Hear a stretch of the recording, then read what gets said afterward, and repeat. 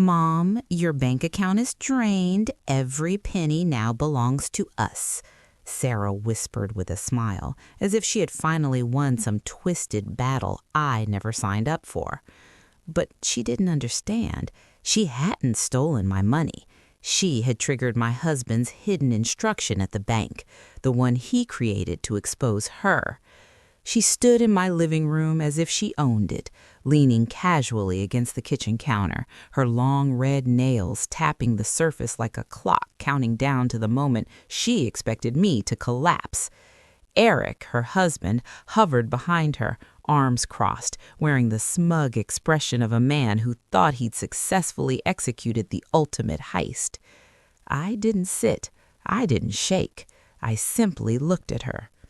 "Sarah," I said quietly, "why would you do something like this?" She smiled wider. That smile. It wasn't the smile of the little girl who used to run through the house showing me her crayon drawings. No, this was different, calculated, sharp, the smile of someone who believed greed was a prize. "You've been selfish your entire life, Mom," she said, tilting her head. "Dad left us nothing, but you," she paused and nodded as if she were explaining something obvious, "you've been sitting on money that should have been ours, so we took it." Eric stepped forward.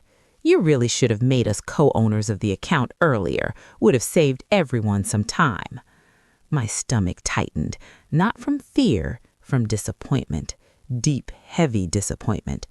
"You're telling me," I said slowly, "that you emptied the account without asking me, without even talking to me first?" She shrugged like it was nothing. "We needed it more than you, and you weren't going to hand it over willingly, so we did what we had to do." I watched her carefully, calmly, almost too calmly. She noticed, and her smile twitched. "What?" she asked. "Aren't you going to scream, cry, call the police, do something dramatic?" I took a breath, steady and soft. "No," I said. "I already handled it." The confusion on her face was immediate. A tiny flicker of fear broke through her arrogance, but only for a second. "What do you mean, handled it?" she snapped. I didn't answer. Not yet. I let the silence sit between us like heavy fog. I wanted her to feel it, the weight of a truth she hadn't prepared for. "You'll see," I said. Eric scoffed loudly. "She's bluffing. Come on, Sarah. She's old. She doesn't have some master plan. We got the money. It's done." Sarah exhaled, trying to regain control. "Mom, whatever you think you know or think is going to happen, it's already over. The bank confirmed the transfer. It's ours now." My heart ached, not because of the money, but because of how easily they could betray me, and not with hesitation, but with pride. My husband, Michael, had always warned me. "People change when money is involved," he'd say, "especially the ones who believe they deserve what they haven't earned." He said it the week before he died, the week he set everything up at the bank, the week he prepared the trap that was now silently tightening around my daughter's neck, not because he hated her, but because he feared what greed would turn her into. I looked at Sarah, really looked at her. "When did you do it?" I asked quietly. "Yesterday morning," she said, "while you were at your doctor's appointment." Then she smiled again. "It was the perfect opportunity. You didn't even see it coming." No, I didn't, but Michael did. "Mom, listen," she continued, now speaking slower, as if trying to make sure I understood just how powerless she believed I was. "We deserved that money. Me and Eric, we're starting a new life, a better one, and you weren't part of it." Her voice cracked a little on that last line. For a moment I saw something real, not love, not guilt, just fear. Fear that I would fight back, fear that I wouldn't let them get away with it. I didn't fight. I only smiled. "Sarah," I said softly, "did the bank manager tell you anything else?" Her eyebrows pulled together. "What? What are you talking about?" Did he mention the second file on that account? What second file? She snapped, the panic leaking through. Eric turned sharply toward her. You said they cleared the transfer. They did, she barked. At least, that's what he said. He looked at me weird, but he approved it, so what file? What file, Mom? I didn't answer. I turned away, walked to the window, and looked outside at the old oak tree Michael planted when Sarah was born. He had always hoped she'd rest in its shade during her childhood summers. Instead, she barely noticed it growing. You'll understand tomorrow, I murmured. Be at the bank at 10 a.m. They'll explain everything. I'm not going, she shouted immediately. You will. You won't have a choice. Eric threw his hands up. This is ridiculous. Sarah, let's go. She's trying to scare us. But Sarah didn't move, because deep down, Sarah knew. She knew something was wrong. She knew something wasn't adding up. She knew the bank manager's strange expression wasn't normal. She knew my calmness wasn't normal. She knew Michael wasn't a man who left anything to chance. She knew, somewhere inside her, that she had just walked into something far bigger than she understood. Mom, she said, quieter now, what did you do? I turned back to her, my voice steady, even gentle. Nothing, sweetheart. Your father did. She froze. Her lips parted. Her face drained of color. What do you mean? She whispered. But I didn't answer. Mom, what do you mean? She repeated, louder, trembling. I sat down on the couch finally and folded my hands gently. Your father left instructions at the bank. Instructions that activate only under one condition. She swallowed hard. What condition? That someone tries to steal from me. Eric's jaw dropped. That's insane. Banks don't do things like that. Not for everyone, I said, but they did for him. Silence. Thick, suffocating silence. I could hear her breathing. I could hear the slight quiver in it, the crack forming in her certainty. You're lying, she said weakly. You're just trying to get in my head. Maybe, I said. Then show up tomorrow and hear it from the bank. She stared at me for almost a full minute before speaking again. If this is some manipulation tactic, it's not, I cut in gently.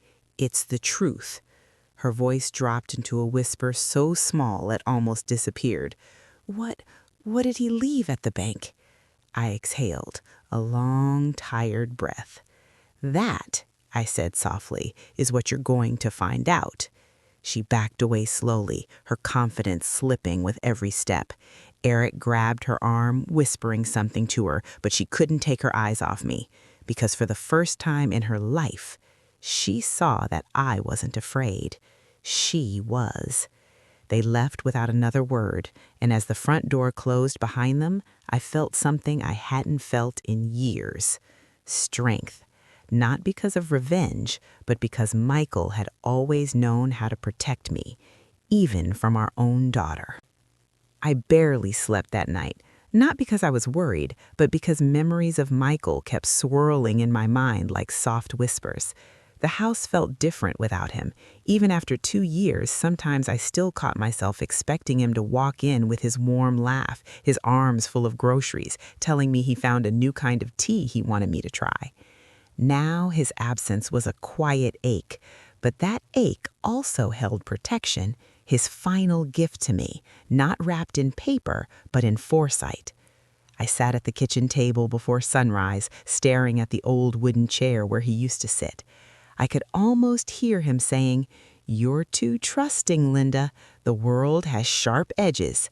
He said it gently, never with bitterness, but he had seen something in Sarah I refused to see, something he tried to warn me about.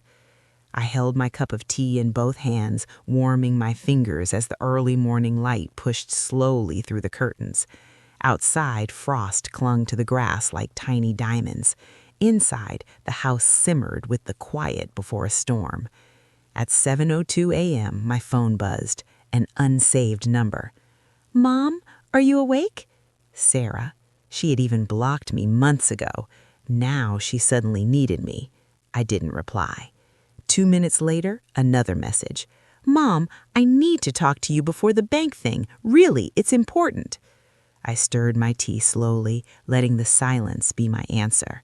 She called next, twice. I let the phone ring. On the third call, the voice message came through. "Mom, please pick up. Something weird happened last night. Eric and we tried to transfer the money again to check something, but the account said restricted, and then it locked us out. What's happening?" The tremble in her voice was new, fear creeping through cracks in her confidence. Restricted. My heart softened a little. Not because I wanted her scared, but because maybe, just maybe, this would be her wake-up call. Maybe the same girl who once held my hand at the zoo and told me she'd always take care of me was still buried somewhere under all that greed. I didn't respond. Instead, I looked over at the framed photo on the shelf.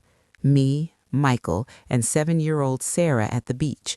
Her missing front teeth on full display, Michael's arm around both of us. I touched the edge of the frame gently. "You did this for us," I whispered, "even now." But nostalgia can't drown truth, and the truth was simple.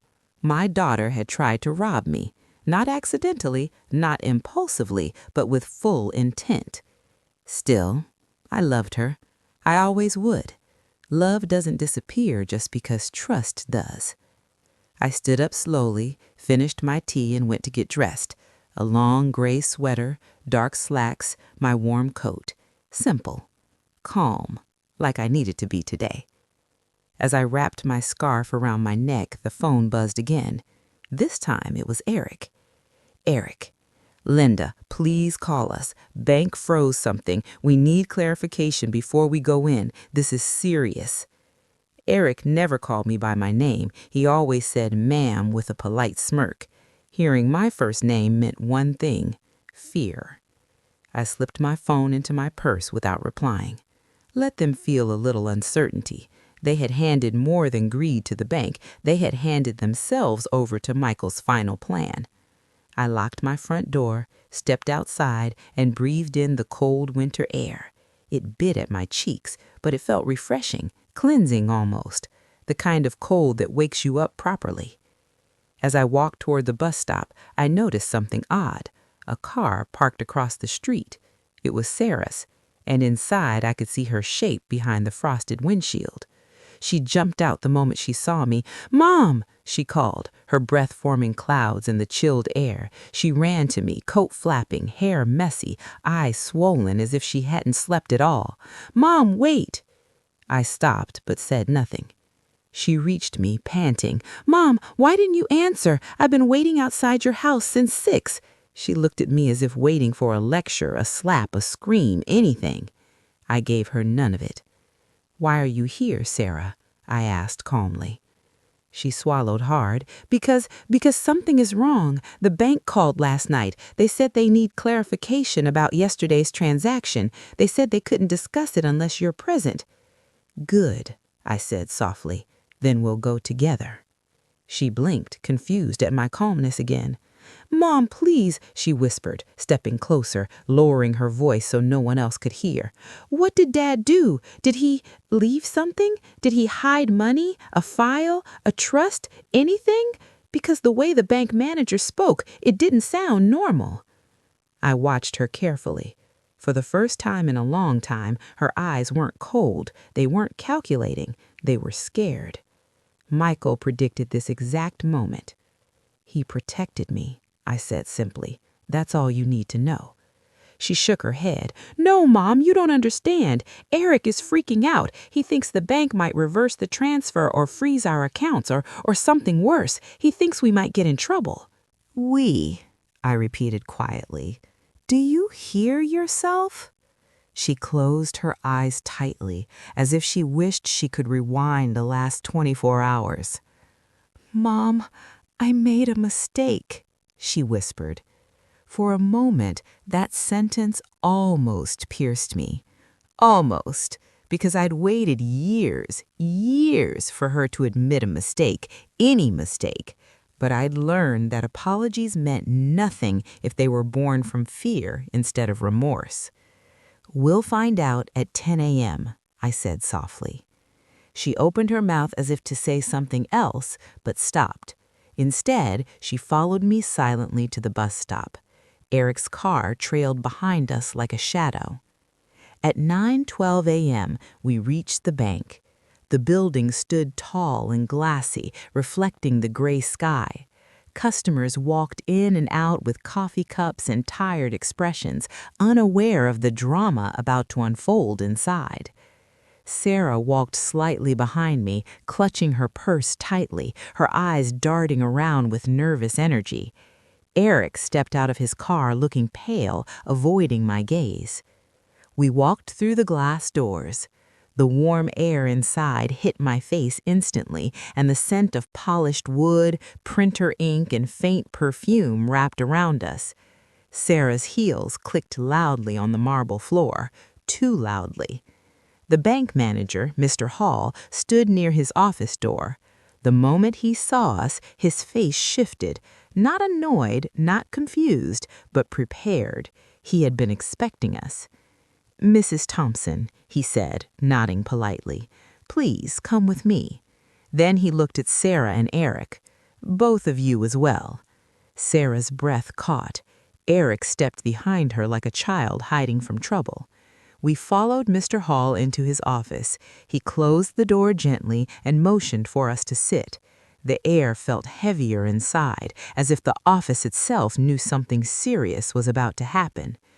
Mr. Hall folded his hands and took a slow breath.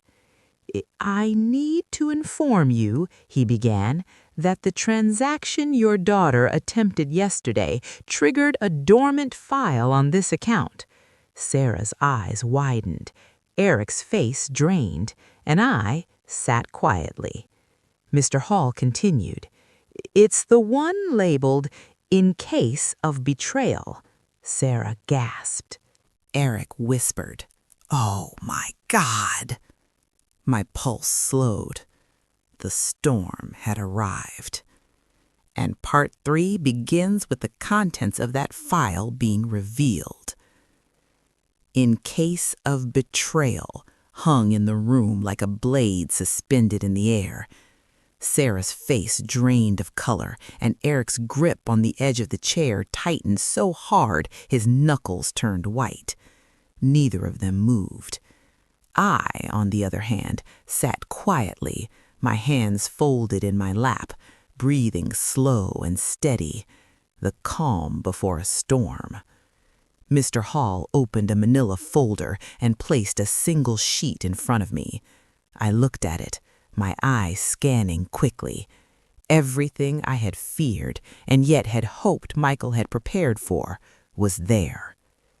"The file contains instructions," Mr. Hall explained. "Your husband anticipated the exact scenario that occurred yesterday. Any unauthorized withdrawal from the joint account triggers a lock on all secondary and protected accounts. Access is denied to anyone except Mrs. Thompson, the account holder." Sarah's lips quivered. That's impossible. No bank would have a file like that. That's legally binding, executed under Mr. Thompson's directive. He anticipated potential misuse of the joint account and set safeguards to protect the estate. All assets, including the hidden trusts, real estate holdings, and international investments, remain intact under Mrs. Thompson's control. Eric slumped in his chair. His face was pale, sweat forming at his temple. Wait, you're telling us everything we tried to take is frozen?" "Yes," Mr. Hall said softly but firmly. "The joint account you accessed was intentionally exposed. It was never the primary repository of Mr. Thompson's assets. Your attempts triggered all safeguards." Sarah's breathing quickened. She looked at me, eyes wide with panic. "Mom, you knew?" I didn't answer immediately. Instead, I let the silence fill the room. The same silence that had hung in my house for weeks after Michael's funeral. The quiet that had allowed me to process grief while hiding the knowledge of what was truly at stake. You planned this?" "I didn't plan it. He did. He anticipated that greed could overshadow love, and now you've shown me who you really are." Her shoulders slumped, and for a moment I almost saw the little girl who used to run into the house laughing, the one who would climb into my lap and ask me to tell her stories about when I was young. But that girl was buried beneath layers of ambition, impatience, and entitlement.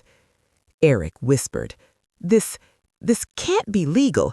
I mean, there must be a loophole." Mr. Hall shook his head. The trusts and accounts were established under strict legal frameworks. All instructions were notarized and witnessed by specialized attorneys. Any attempt to bypass them would be considered fraud and coercion.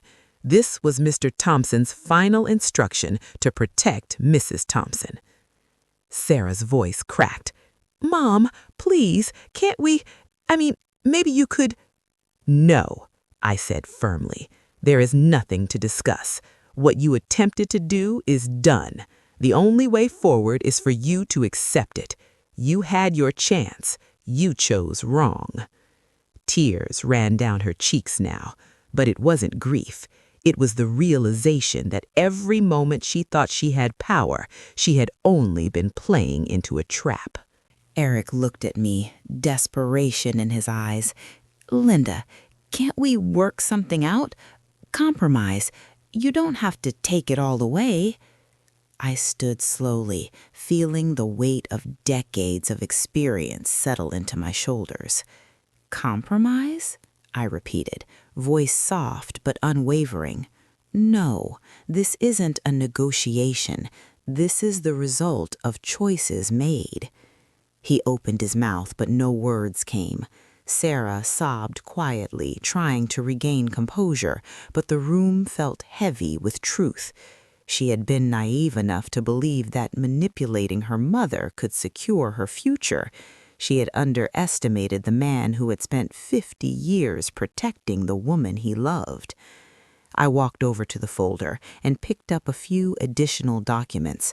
Michael had left me precise instructions for every scenario, including the exact amounts in each account, the access codes for the trusts, and letters for legal departments outlining contingencies for unauthorized activity. Each paper in my hand was a silent testament to his foresight and his understanding of human nature. Sarah whispered again, voice shaking. "Mom, how did he know?" I turned to her, eyes steady. "He loved us both. He knew greed can blind people. He knew that sometimes love alone isn't enough to protect what you've built together. So he made sure the truth would be revealed without risking me. He made sure the bank would do exactly what he planned." Her face fell completely. Panic overtook her, and she sank into the chair, hiding her face in her hands. Eric rubbed his temples, muttering something about lawyers and this can't stand. Mr. Hall cleared his throat. "Mrs. Thompson, if you wish, we can walk you through the legal protections and the exact status of every account. It will confirm that no funds have been lost and that the estate remains entirely under your control." I nodded. "Please do." As Mr. Hall explained each account, each trust, and every legal safeguard, Sarah peeked through her fingers, trying to understand what she had lost. It was like watching a person realize they had stepped off a cliff into a trap they couldn't escape. Eric muttered under his breath, "This is insane. How could he foresee all this?" I smiled faintly, because he knew people better than they knew themselves. Sarah finally lifted her head, tears staining her cheeks.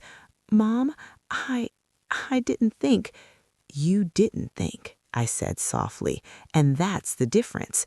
I trusted him, and he trusted me. You trusted yourself and your greed. That's the choice you made."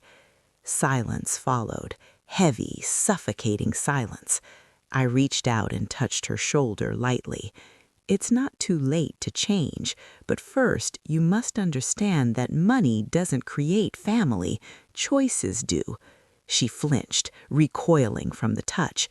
She had expected anger, screaming, threats, not calm authority and quiet disappointment.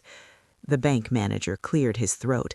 "Mrs. Thompson, if I may, I must remind you that any further attempts to access these accounts without authorization will be considered a legal violation.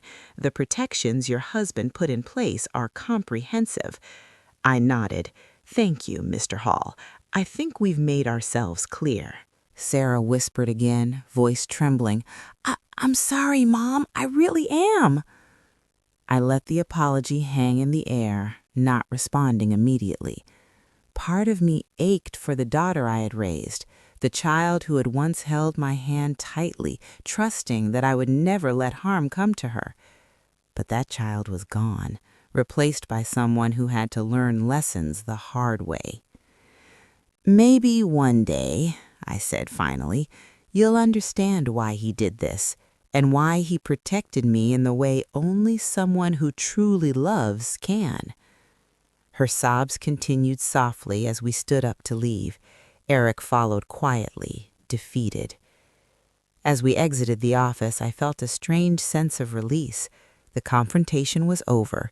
The bank had revealed everything. The trap had been set and executed flawlessly. And for the first time since Michael passed, I felt protected, safe, and, strangely, proud.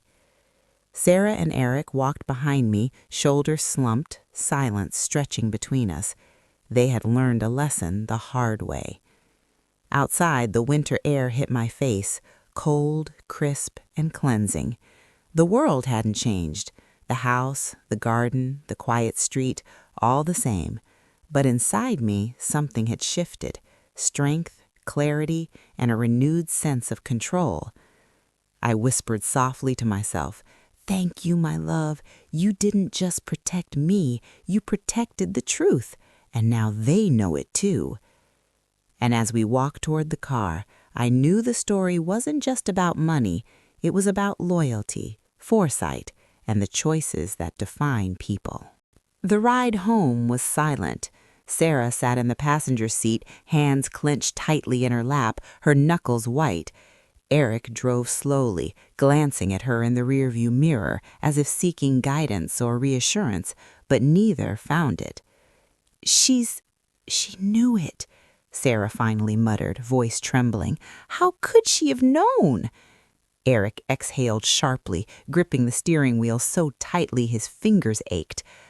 "I don't know, Sarah.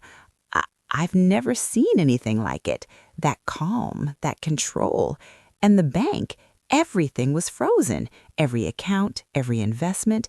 It's like your dad predicted us." "I know," she whispered, staring out the window at the passing trees. It's terrifying. Mom wasn't even angry. She didn't scream, didn't call the police. She just sat there, calm, waiting." Eric's jaw tightened.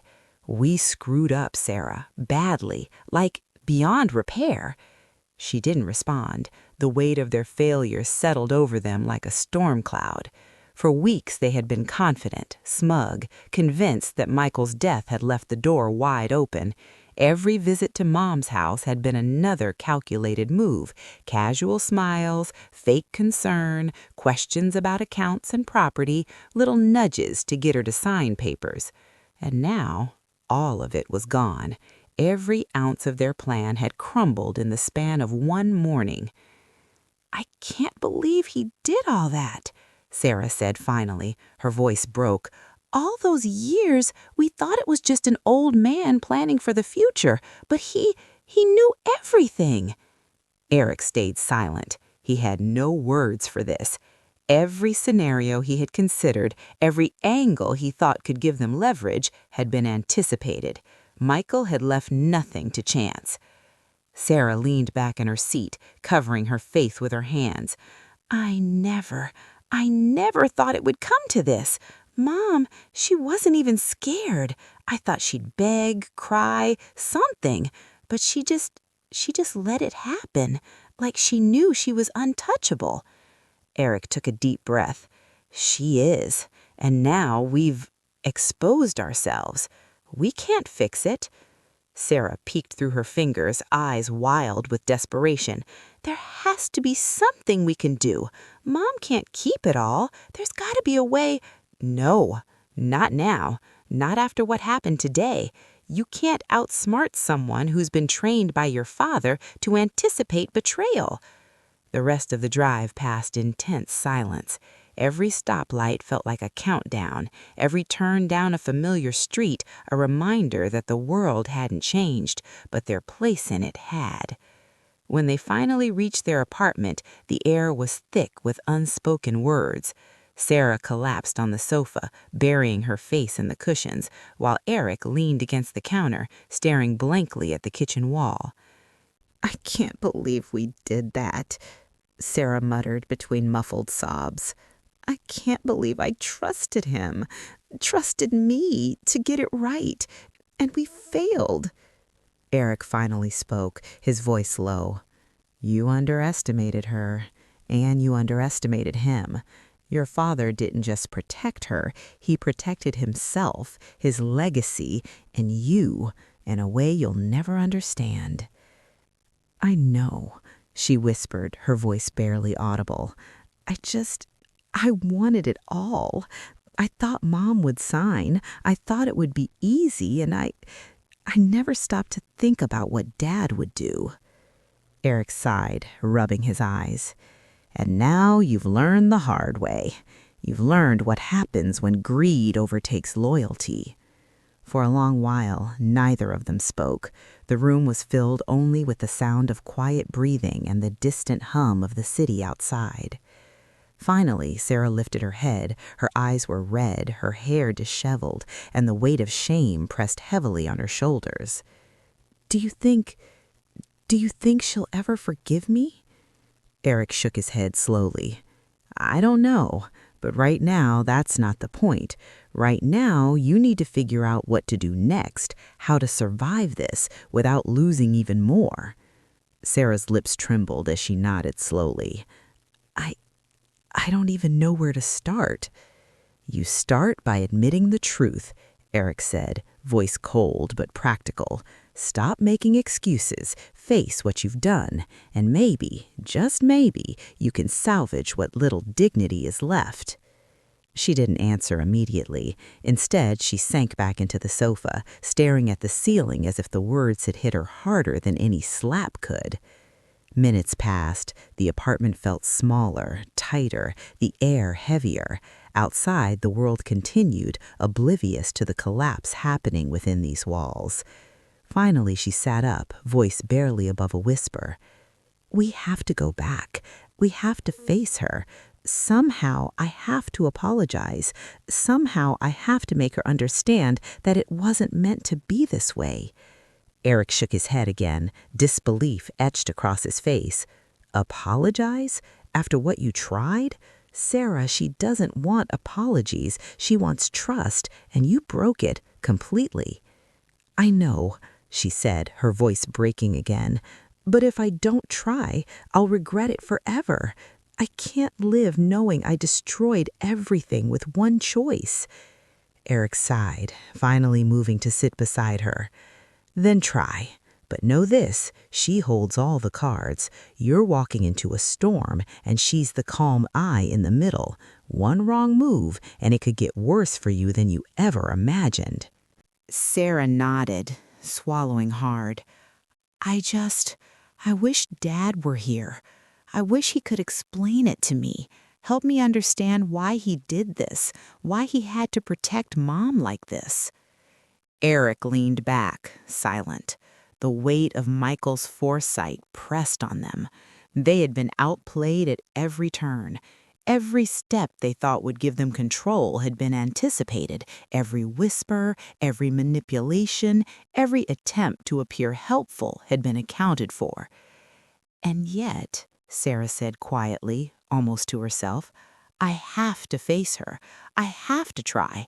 I can't hide forever. Eric didn't respond. He knew the moment of reckoning was coming. He could see it in her eyes. Fear mixed with regret, desperation mixed with stubborn pride. The day ahead would test them both, not just their patience or their pride, but the very foundation of the relationship they had tried to manipulate. And for the first time, they realized the mother they had thought was vulnerable was stronger than either of them had ever imagined. By mid-morning, Sarah and Eric had returned to my house, but neither dared step inside immediately. The front door loomed ahead, familiar and ordinary, yet now it felt like the threshold to judgment. Sarah's hand hovered over the doorknob, trembling. "Are you sure about this?" Eric asked quietly, his voice laced with fear. She's not going to react the way you expect." Sarah swallowed, nodding. "I have to. I can't just run away. I need to fix this, even if it's impossible." Eric exhaled and followed her inside. The living room was as serene as ever. Nothing had changed. The same furniture, the same sunlight spilling through the curtains, the faint scent of Michael's favorite tea lingering in the air. But the atmosphere was heavy, charged. I sat in my favorite armchair, hands folded in my lap, calm, waiting. The moment they stepped inside, I felt the shift, the nervous energy, the panic barely restrained. Sarah's eyes darted around and she faltered at the first sight of me. "Mom," she began, voice breaking, I need to talk." I nodded slowly. "I've been waiting." She swallowed hard, taking a tentative step forward. "I know what I did was wrong. I raised a hand, stopping her. "Let me finish," I said softly, eyes steady. "I know what you tried. I know what you and Eric planned, and I also know that my husband prepared for it. Every step you took, every move, every manipulation, you've shown me exactly who you are." Her lips trembled. "Mom, I didn't mean to." "You didn't mean to," I repeated, my voice calm but unyielding. "Or you thought you could get away with it. There's a difference. Intent matters, and the consequences, they matter even more." Eric's jaw tightened. He opened his mouth to speak, but I turned toward him. "And you," I said quietly, "you knew exactly what you were doing. Don't pretend otherwise. You were as complicit as she was." He swallowed, pale. We didn't think it would trigger all this. We didn't know." "You didn't know," I said, letting the words hang. "And that's why Michael set it up the way he did. He predicted exactly how people like you behave, and now you're facing the consequences." Sarah's hands trembled at her sides. "Mom, please, I didn't realize it would be like this. I wanted to help. I thought—" "You thought you deserved what wasn't yours," I interrupted gently, yet firmly, and that thought almost cost me everything. But thanks to Michael's foresight, nothing was lost, nothing at all. The estate, the accounts, the investments, they're intact and under my control, as they should be. She sank onto the sofa, burying her face in her hands. Eric stood silently, staring at the floor. I could see the panic in their eyes, the realization that they had been completely outmaneuvered. "Mom," Sarah whispered again, voice muffled, "I'm sorry. I really am. I'll do anything to make it right." I studied her carefully, calm, steady, controlled. Making it right isn't about words, it's about change, about proving that you can act differently, that you can choose loyalty over greed. She nodded, tears streaming. I'll try, Mom. I promise. I really will. Eric's voice broke the silence. Linda, is there anything we can do to make amends? Anything? I let the question hang. My gaze softened slightly, but my authority remained. Yes, you can start by being honest from this moment forward. No more schemes, no more manipulations, no more lies. Prove to me that you've learned this lesson, and perhaps one day trust can begin to be rebuilt. Sarah's shoulders shook with sobs. Eric placed a hand gently on hers, and she looked up at him with a mixture of fear and hope. I will, she whispered. I nodded once, slowly. Good, but understand this. Trust is earned. It's not given freely, especially not after betrayal. Every future action will determine whether you can reclaim any part of it. For a moment, the room was still. Only the faint ticking of the clock filled the silence. I stood, walking toward the window, letting sunlight spill across my face. Michael planned everything so that I would be protected, so that greed would never win over love. And it didn't. I am safe, the estate is safe, and now you must face the consequences of your choices. Sarah remained seated, trembling. Eric moved closer, silent, supportive. They had learned a hard truth. Deception and ambition can't outwit wisdom and foresight. And as I turned back toward them, calm and resolute, I knew that this moment, painful as it was, might be the only chance for them to start again, to learn, to grow. Whether they would or not, only time would tell. The house was quiet after our confrontation. I returned to the kitchen, pouring myself a cup of tea, the steam curling up like a fragile shield against the chaos that had entered my life. Sarah and Eric remained in the living room, silent, shoulders slumped, eyes avoiding me. I took a slow sip, savoring the warmth, letting the moments stretch. It was important, this pause. They needed to feel the weight of what had happened, the consequences of choices made in haste and greed. Sarah finally broke the silence. Her voice was small, almost a whisper. Mom, I don't even know where to start. I feel awful. I've never felt like this before. Eric nodded beside her. It's overwhelming.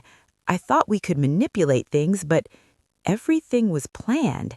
Every step, every action, we walked right into it. I set my cup down carefully. You're starting with awareness, I said softly. That's the first step. Realizing that your actions have consequences is always the first step. Most people never reach this stage. Sarah lifted her face, eyes glistening with unshed tears. I see now. I see that greed doesn't just affect the person it touches. It destroys relationships, trust, everything we take for granted. I nodded. Exactly. And it's not just about the money. It's about choices, responsibility, and character. Your father protected me in the legacy he built, not out of paranoia, but because he understood human nature. He knew what would happen if trust was broken. Eric swallowed hard. And now we know. The lesson, it's brutal. I walked slowly toward the sofa, standing between them, letting my presence fill the room. It is, and it should be, because this is the moment you decide who you are, not just what you want or what you can take, but who you are at your core. Bink blinked, trying to steady herself. I want to change. I want to be better. I don't want to be the person who betrayed you, or him. Her words were sincere, shaky, but sincere nonetheless. That mattered. It was a start. Eric shifted uneasily. But how do we start? I mean, how do we prove that we've changed? I smiled faintly. Actions speak louder than words. Show integrity, show loyalty, and most importantly, stop thinking only about yourselves. From now on, every choice should consider others, not just what benefits you. Sarah nodded vigorously, tears spilling down her cheeks.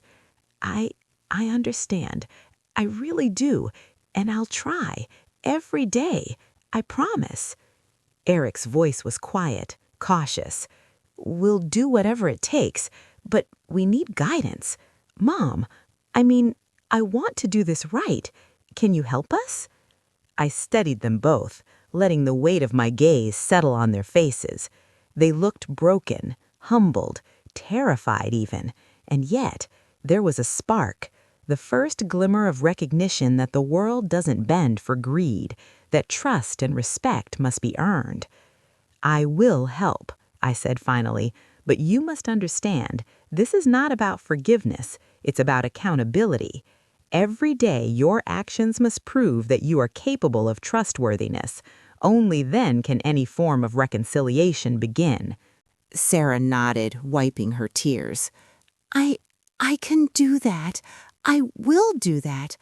I want to make amends. I need to. Eric added quietly. We both do. Whatever it takes, we won't fail this time.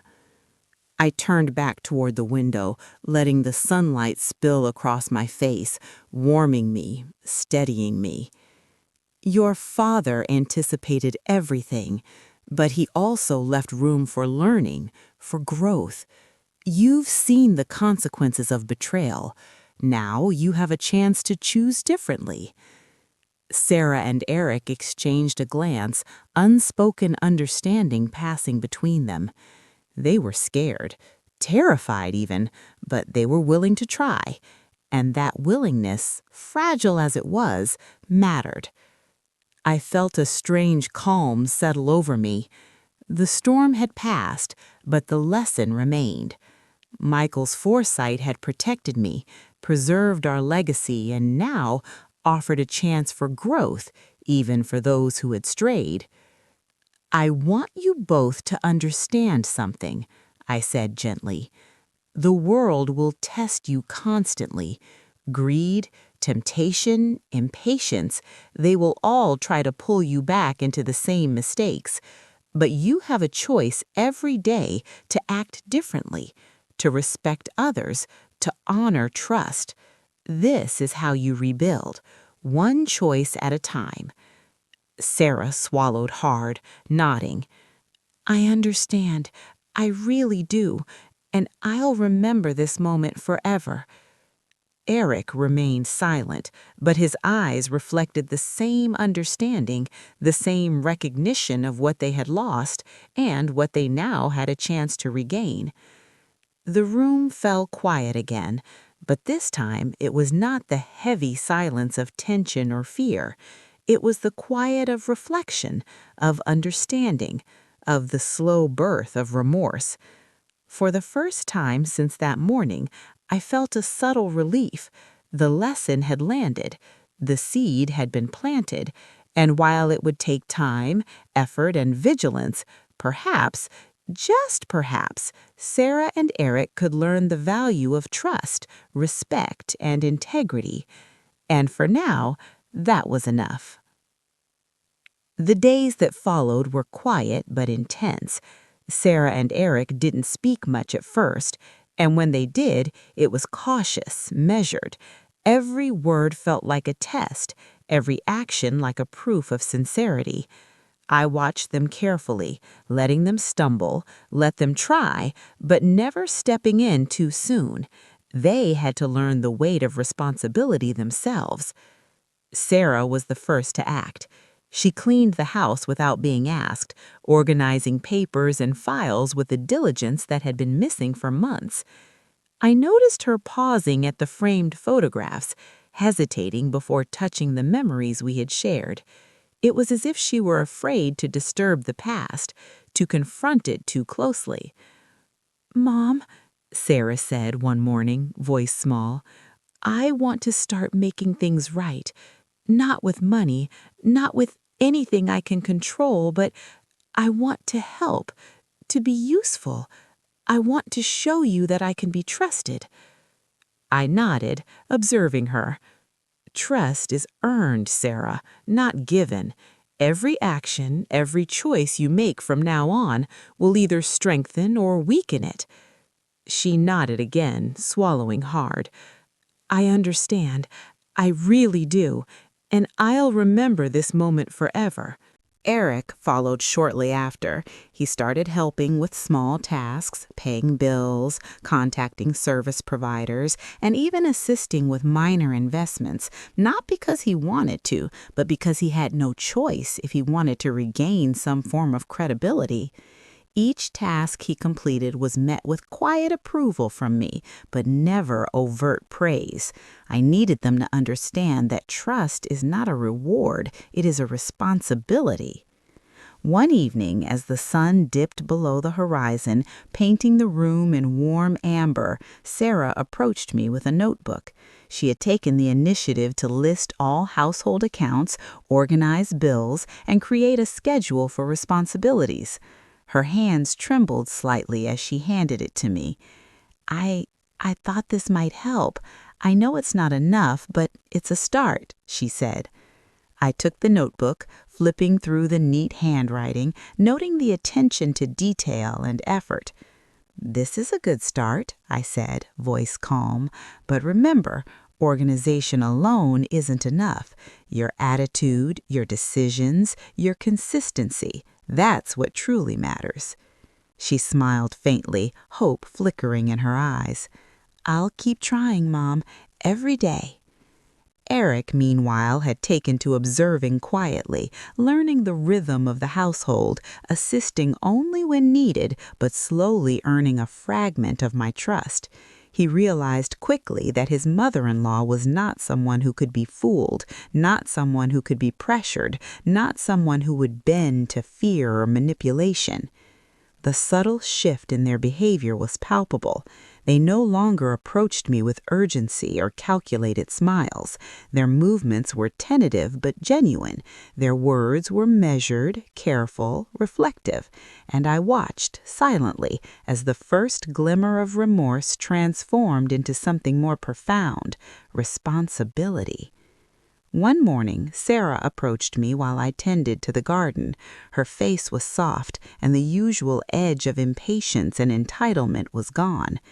"Mom, I wanted to apologize again, not just for the money, not just for what we tried to do, but for the selfishness. I didn't think about anyone but myself. I didn't see the damage we caused." I paused, wiping my hands on my apron. Acknowledgement is important, but remember, actions are more important than words. Continue to show me through what you do that you are capable of change. She nodded, and for the first time in months, I felt a small shift, a crack in the tension, a hint that perhaps the lessons of betrayal and foresight were taking root. Eric, standing nearby, cleared his throat. I realize I've made mistakes too, not just with Sarah, but with underestimating you. I thought I could find a way through with manipulation and schemes. I see now that's not how life works. I want to do better." I looked at them both, measuring their sincerity. They were still learning, still raw from failure, but they had taken the first crucial step. They were facing themselves. Days turned into weeks. They continued to prove themselves in small ways, handling household responsibilities, assisting with organizing paperwork, even helping with small charitable contributions Michael and I had arranged before his passing. Each act, no matter minor, was a building block toward regaining trust. I observed quietly, offering guidance only when necessary, letting them feel the weight of responsibility, the consequences of integrity, and the importance of loyalty. And slowly, almost imperceptibly, the atmosphere in the house began to change. Fear and panic faded, replaced by tentative respect, cautious humility, and the first real glimmers of accountability. For the first time since Michael's passing, I felt a subtle hope, not because I had forgiven them entirely, not yet, but because they were beginning to understand that the world does not reward greed, and that trust, once broken, is painstakingly rebuilt. And in that quiet, subtle shift, I realized that Michael's final gift to me was not just protection of our fortune, it was a chance for our family to learn the true value of integrity, responsibility, and respect. Months passed, and slowly, almost imperceptibly, the tension that had gripped our household began to ease. Sarah and Eric's initial fear had transformed into cautious respect, their guilt tempered by consistent effort to make amends. Every day they demonstrated through their actions that they had learned the consequences of betrayal, and gradually a fragile rhythm returned to our lives. Sarah was the first to approach me one quiet afternoon while I was tending to the roses Michael had planted years ago. The sun cast a warm glow over the garden, the scent of blooms filling the air. She approached cautiously, hands folded, eyes downcast, yet determined. "Mom," she began softly, "I wanted to thank you for everything, for being patient, for showing us the consequences of our choices, for giving us a chance to change. I know we don't deserve it, but I want you to know that I've tried to be better." I looked at her, taking in the changes, her posture, the sincerity in her eyes, the absence of entitlement and arrogance that had once defined her.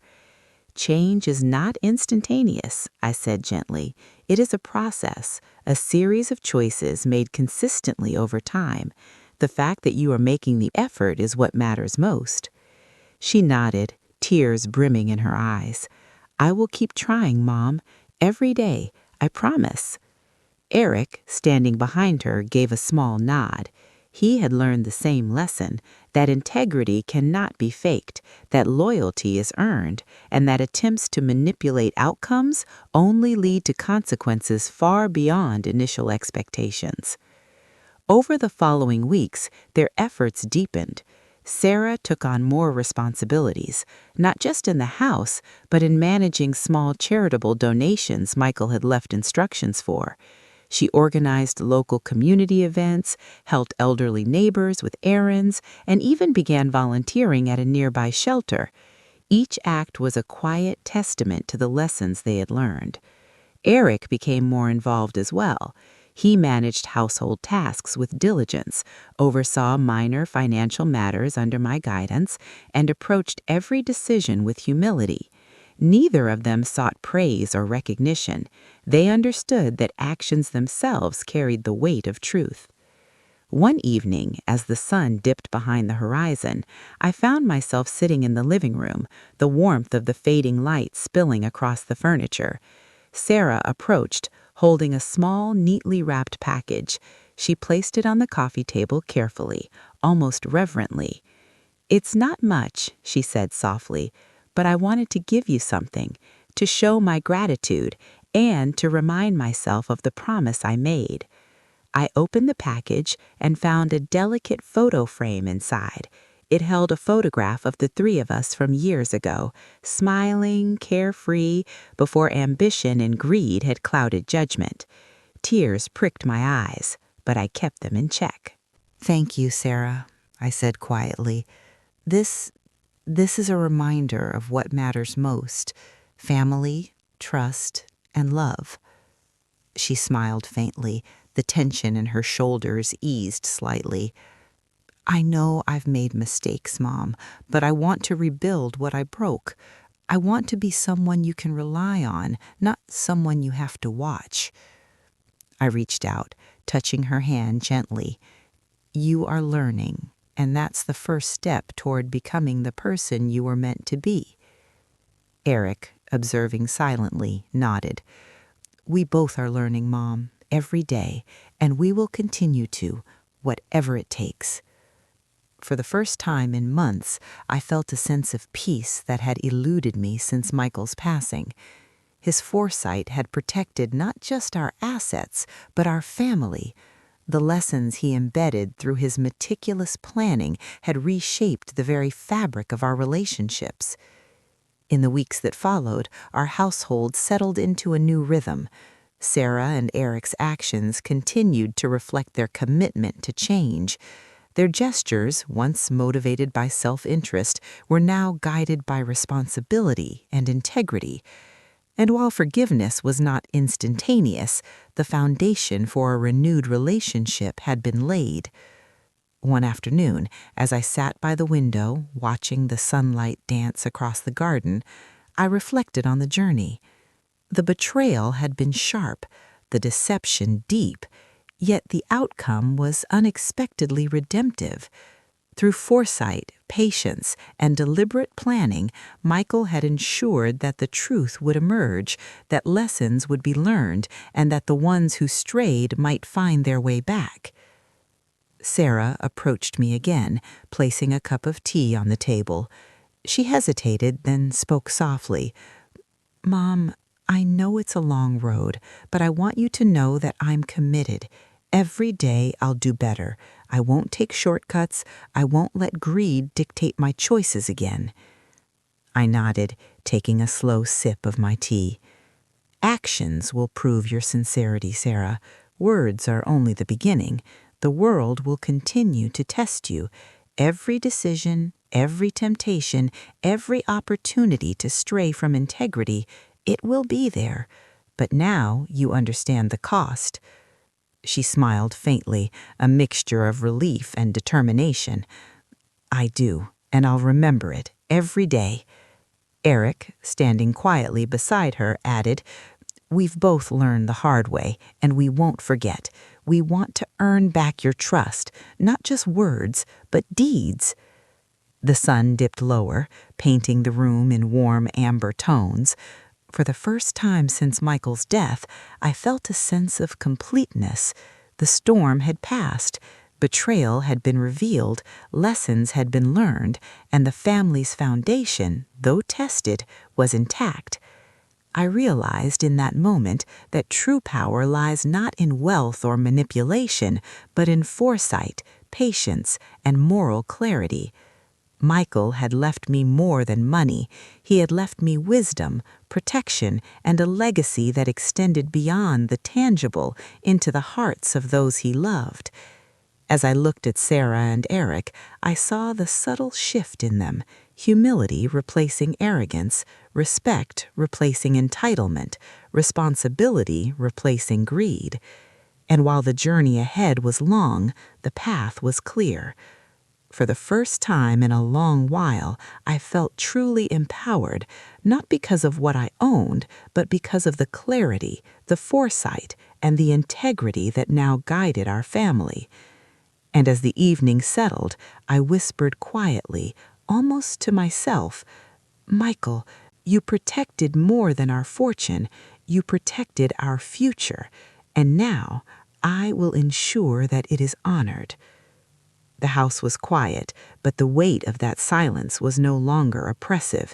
It was the calm after the storm, the peace earned through patience, foresight, and the unwavering strength of a mother who had been tested and had emerged victorious.